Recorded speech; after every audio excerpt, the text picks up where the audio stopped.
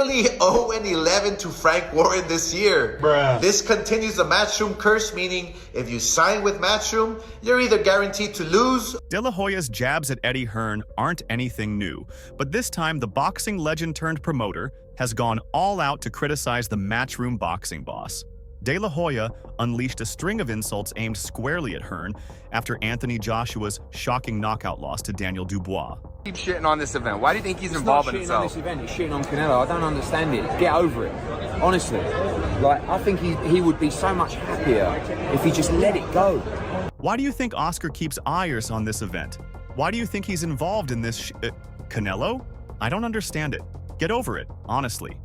Like, I think he would be so much happier if he just let it go.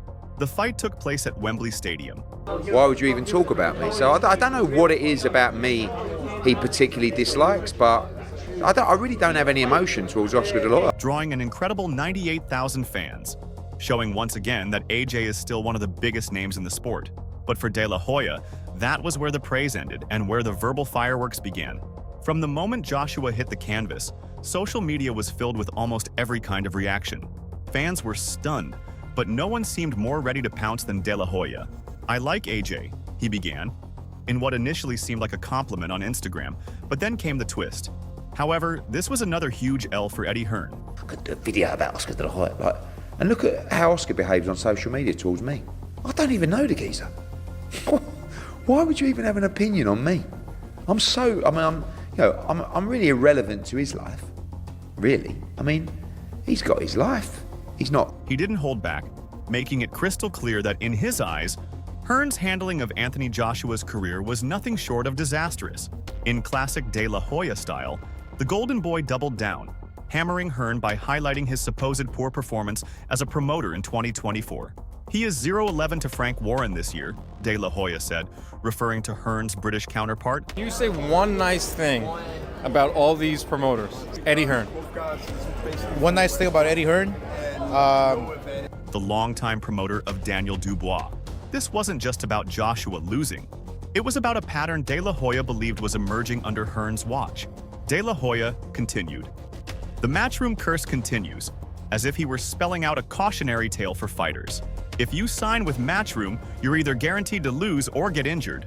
The venom in those words wasn't just aimed at Hearn, but at the entire Matchroom operation. Very insecure, Oscar. You know, he can't really take anything back, so he can slag me off for years on Twitter, and I've never really said anything.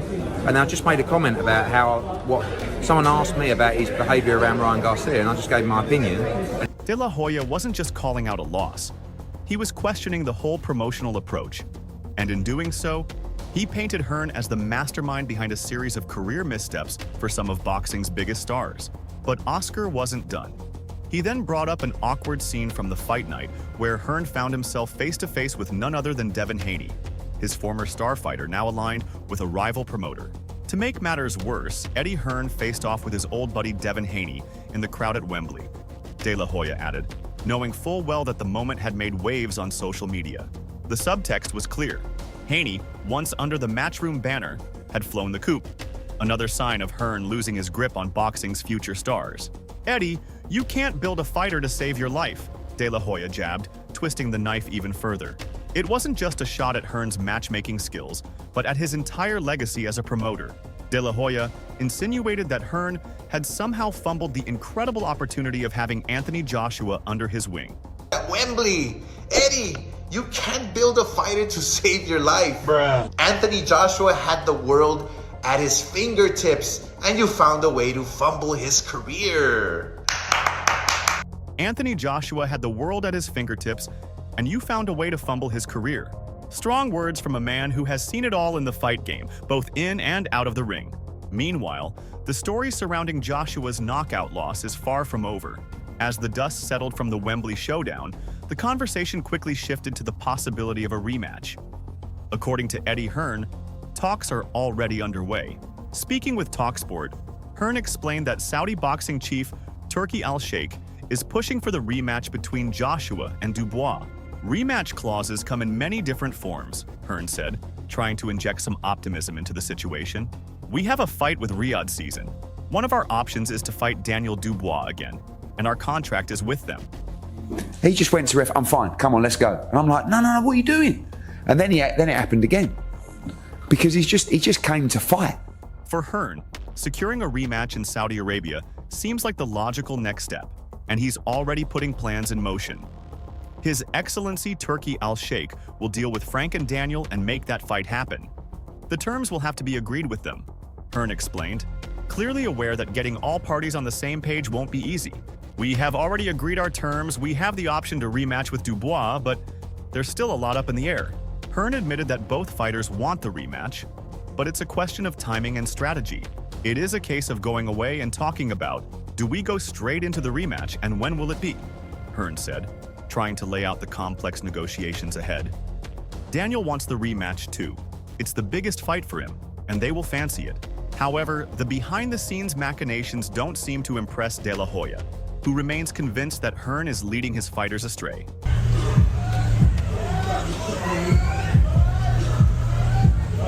And with AJ looking to rebuild his career after this latest defeat, the pressure is on Hearn to deliver. But as De La Hoya made abundantly clear, he doesn't think Hearn is capable of turning things around. AJ will always want the rematch, Hearn told TalkSport. It's an optimistic take, but De La Hoya's biting critique casts a long shadow. While Hearn may believe Joshua is just one big win away from being back on top, De La Hoya's message is clear. Under Matchroom's guidance, that win may never come. However, this is not the first time Oscar De La Hoya has said this. We saw the same words come from him after Joshua's shocking defeat at the hands of Oleksandr Usyk. On that Saturday night, the once dominant British heavyweight couldn't find his rhythm against the Ukrainian technician. It's actually getting a bit tiring. It's like, has he got nothing better in his life to do than just maybe, I don't know, maybe he's in love with Eddie, I don't know. Like, why do you keep talking about him? Talk about your own fighters. Like, if you go on his Twitter, he doesn't talk about anyone he represents, he just talks about Eddie.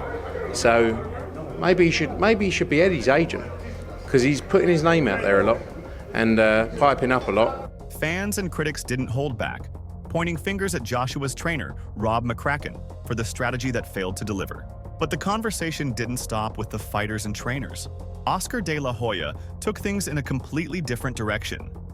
While getting pampered in a video he posted online, the 48-year-old boxing legend decided to launch a surprising attack on Eddie Hearn in a manner both theatrical and sharp. De La Hoya aimed directly at Hearn's reputation, mocking him for his handling of the Joshua versus Usyk fight in the US market. Joshua versus Usyk, which nobody saw in the US because, what's that promoter that has no clue? What to do in the US? De La Hoya said. In his clip, he paused, pretending to struggle with Hearn's name. I think his name is Hearn or something. De La Hoya smirked, his tone full of mockery. He then took it a step further, joking as if he had completely forgotten the Matchroom boss's name, Thomas Hearn. Stay in the UK and promote your fights, with a relaxed demeanor. De La Hoya continued his verbal onslaught, making it clear that, in his view, Hearn was out of his depth when promoting in the American market. You have no clue what you're doing in the US, De La Hoya added. He didn't stop there, though. He went on to praise dazn for sticking with his own promotion, Golden Boy. dazn is doing the right thing by sticking with Golden Boy. Stay away from the US. He does not know how to promote. The Golden Boy CEO was not just ridiculing Hearn's promotional skills. He firmly believed that Hearn had directly impacted Joshua's career in a negative way. On one hand, Oscar's sort of, his whole mantra right now is how happy he is and, you know, look at me, guys. And there's obviously this thing with Canelo that just eats him up so much. I mean, the stuff with me eats him up, but this is on another level.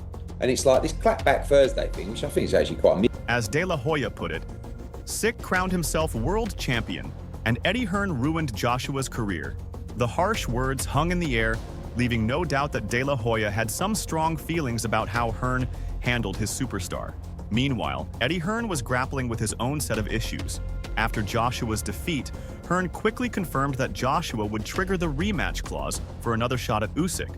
But he didn't shy away from admitting that Joshua's approach in the first fight had been a mistake. The promoter urged his fighter to rethink his style ahead of the second bout. Trying to outbox Usyk was a terrible idea, Hearn said, clearly recognizing that Joshua's tactics didn't match Usyk's precision and skill. As if the defeat and De La Hoya's taunts weren't enough, Hearn found himself involved in a heated exchange with a fan at the Tottenham Hotspur Stadium. In the midst of the disappointment surrounding the fight, a fan called Hearn a Bosak, provoking the promoter to spin around and confront the heckler. Hearn, unafraid, snapped back, "Yeah, you as yourself now." It was a chaotic moment, capturing the tension in the air following the upset in the ring. Looking back on the incident, Hearn admitted that he regretted reacting the way he did. Speaking to IFL TV, he reflected on the situation. "I shouldn't have done it. But we spend our lives listening to people online that give you abuse." Good old Hoya, it's just like, you can't have a sensible conversation with him. I mean, you can't have a sensible conversation. Hearn explained that it wasn't about being a tough guy, but in the heat of the moment, he felt ready to face anyone. "At that moment, I would have taken on about 40 people," he said, half joking but clearly still regretting his outburst. "But yeah, I shouldn't have done it." Hearn goes on to explain that in boxing, many players act based on emotion rather than in the best interest of the fighters or the sport. He noted that promoters often let personal grievances influence their business decisions, saying, "The problem in boxing is some people, once you do that, will act off emotion rather than act in the best interest of the fighter or the sport." Interestingly, Hearn contrasted this emotional approach with Bob Arum, another influential promoter. "I said this about Bob Arum the other day. I think you could actually burn Bob Arum's house down, and he would still do a deal with you that evening if it's the right deal. He's very good at that." Hearn admires Arum's ability to separate business from personal conflict, which is crucial in a field driven by egos. While Hearn acknowledges his own tendency to clash with others, he admits that he's learned a great deal over the years, especially when promoting in America, where his brand of British sarcasm is sometimes misunderstood. Despite these cultural differences, he sees hope for more cross-promotional efforts, pointing out the recent trend of shared broadcasting agreements between dazn and ESPN. "I do think there's a movement now where people are willing to work more, and I think it really comes down to the networks. I think the sharing of fights, as we've seen with ESPN and dazn, makes it so much easier," he concluded. Oscar de la Hoya, who has been promoting for over 2 decades, echoed Hearn's thoughts on the necessity of putting fighters and fans first, despite personal conflicts. "It's like Eddie said, the fight has to make sense, and I've been promoting now for 22 years. The reason why we've been successful is that we make the right fights at the right time," De La Hoya remarked. In a rare display of mutual agreement, De La Hoya noted that both promoters work on the same platform, dazn, and that they should collaborate more often. "We share the same platform. We should be working together more often. We should be the leaders of boxing and show the world that we want to make great fights for the fans, and that's the bottom line." His openness to working with Hearn is intriguing, given that he has on numerous occasions criticized Hearn for wasting fighters. Fighters want to fight each other. You know, fighters, yes, are thinking more about the money. They're thinking more about the bottom line. Sometimes the most frustrating point is you sit down with 2 fighters, Ryan against Devin. You know, and Devin could say, "I want X," and Ryan says, "I want X," and you look at the show and you go, without sharing in the upside, you can't get there, guys. What I see different now is that promoters are, willing to work together with the right fight.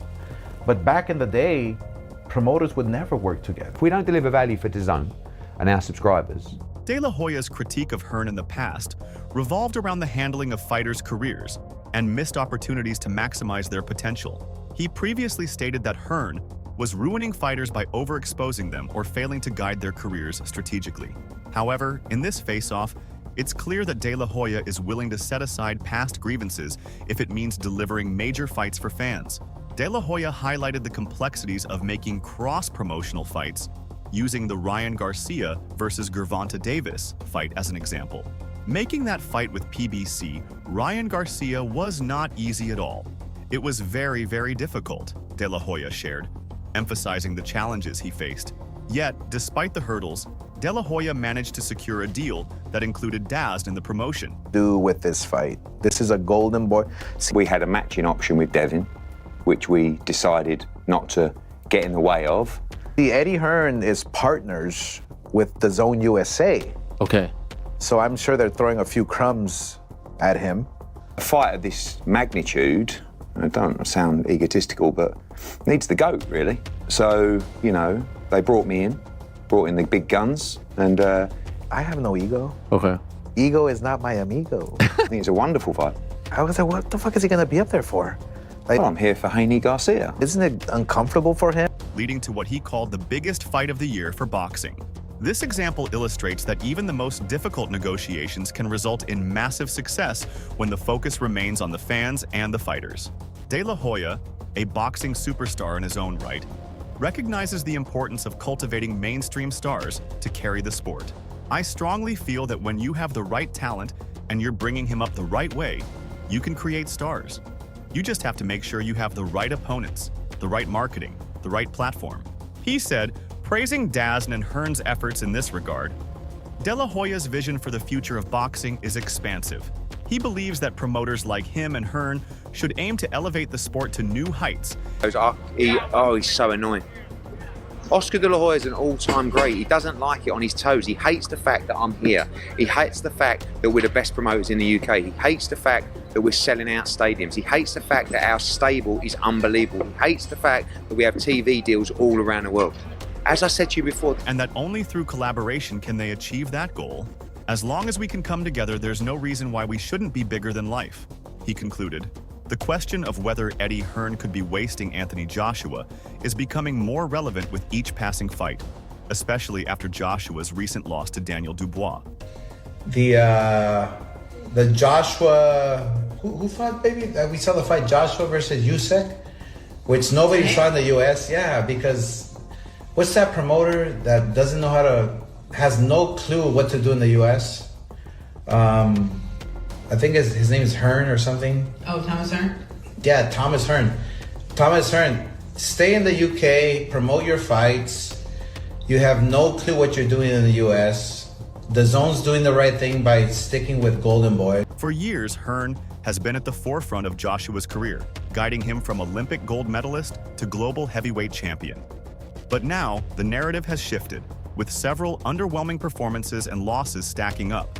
Critics are questioning if Joshua's prime years are slipping away under Hearn's guidance. Joshua, tonight was nice, but Joshua, one more question. And tomorrow, people are going to be saying all the things that they said after your previous defeats.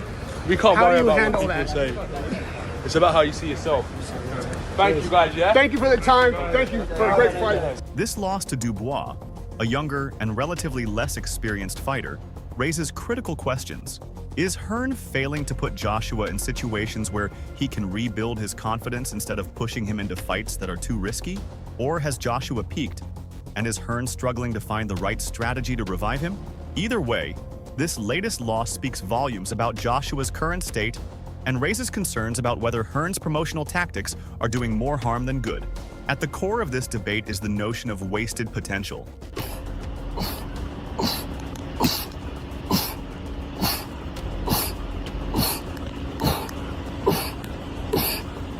Joshua was not just a heavyweight champion. He was the face of British boxing, a global icon.